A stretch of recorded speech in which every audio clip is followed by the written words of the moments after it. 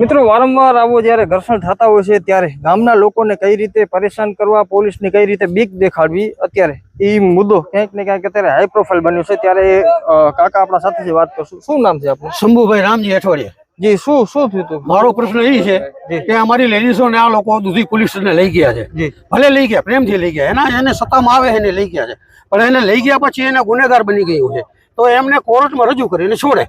આ જે ગેટકોનો ઓફિસર કે જે હોય તે એને એનો ફરિયાદી બનાવે કે આ ભાઈ એને શું કામ લઈ ગયા, એનાથી અમને કઈ વાંધો નથી।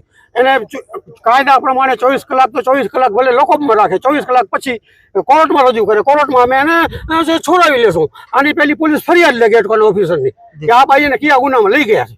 જી હા, એટલે શું થયું હતું કે પોલીસો ડિટેન કરવા પડે? ડિટેન કરવા પડે। આ અહીંયા કને એમનું ખેતર છે, કામ બંધ કરાવવા માટે આવ્યા હતા, વળતર ચૂકવતા નથી, દાદાગીરી કરે છે।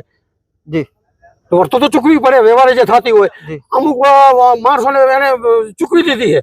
આ સાકુભાઈ કરીને એક છે, એને 8.5 લાખ રૂપિયાના હિસાબથી એક થાંભલાના રૂપિયા 15 બાય 15 નાના 8.5 લાખ રૂપિયા ચૂકવ્યા છે। તો આ લોકોનો જે થાંભલા આવતા હોય એનો જે માફ કરીને આ ખેડૂતને એ પ્રમાણે પૈસા ચૂકવે। હવે શું આવી રીતે તમારા બધા ગામમાંથી મહિલાઓને લઈ ગયા, શું કહેશો?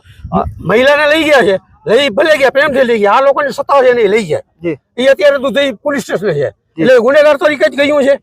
તો એના ઉપર જે ગુનો થતો હોય ગુનોની એફઆઈઆર ફાડે અને એને ટાઈમમાં કોર્ટમાં રજૂ કરે, પ્રક્રિયા બધી કરી, હા પ્રક્રિયા કરી લે અને કોર્ટમાં રજૂ કરે ત્યારે અમે એને કોર્ટમાં છોડાવી લેશું। જી હા।